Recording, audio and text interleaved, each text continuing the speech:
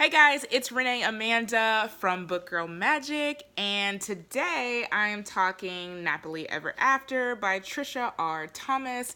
This was our January book of the month, and we loved it. It was such a great book and a great discussion. I watched the Netflix adaptation after watching or finishing the book last weekend, and I have to say, didn't love the movie as much as I loved the book. I felt like there were some key parts in the book. Well, first of all, let me go back to talking about Nappily Ever After. It centers around a character named Venus, and she has a recent breakup with her boyfriend, and I think just before the breakup she just decides that she's done dealing with hair and perming her hair all of her life, and she wants to do something different. So she decides to go for the big chop and buzzes all of her hair off. So for her, it was just years of trying to be perfect Patty and, trying to impress people and looking a certain way for people, and she was just over it. So she decided to do the big chop.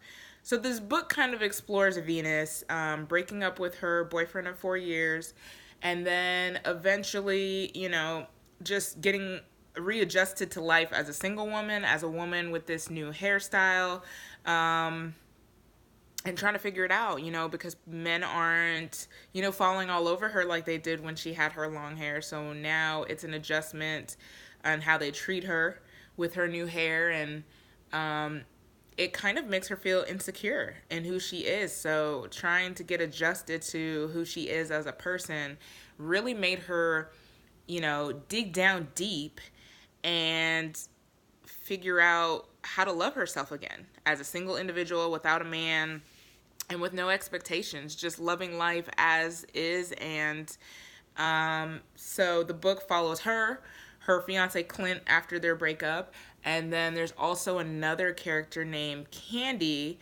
that Clint meets shortly after his breakup with Venus. They become a thing, and then Candy also has her own storyline because she's messing with a married man. Y'all know how I feel about that. She's messing with a married man named Tyson, and Tyson, it's kind of like I wouldn't say a love square because they're not in love, but Tyson also works with Venus professionally. So he's a client of the marketing firm that she works for. So Candy has been in this relationship with Tyson, and he's been promising to divorce his wife but hasn't done so yet.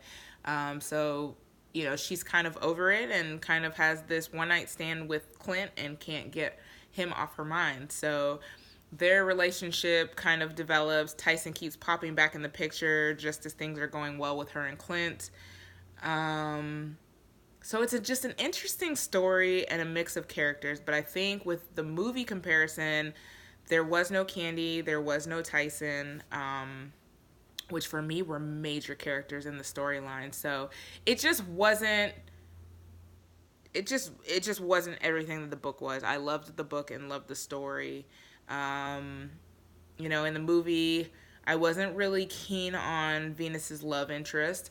He also was a single father, which in the book, Venus does find her happily ever after and she gets engaged.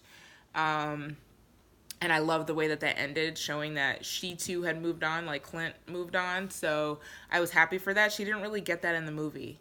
And yeah, I don't know. I mean, y'all know that when you read books, it doesn't always translate to what it's supposed to be in movies, So I feel like they took the title of the movie and made it something, but really the movie was nothing like what the book was about. So overall, the book was 4 stars for me. I absolutely loved it. I cannot wait to read the rest of the series. There's actually 9 books in this series, so I will definitely be getting acquainted with those books as well.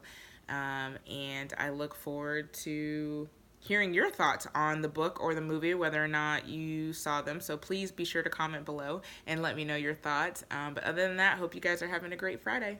Bye.